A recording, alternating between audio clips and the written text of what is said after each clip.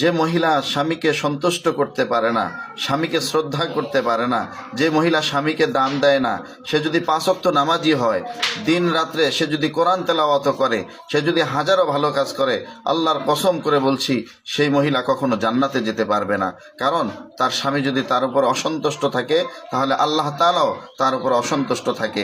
কোনো স্বামী যদি স্ত্রীর উপরে রাগ করে সারা রাত ঘুমিয়ে যায় এবং স্ত্রী যদি ওই রাত্রে মারা যায়, আল্লাহ রাসূল জনাবে মুহাম্মদুর রাসূলুল্লাহ সাল্লাল্লাহু আলাইহি ওয়াসাল্লাম বলেন ওই মহিলা সরাসরি জাহান্নামে যাবে।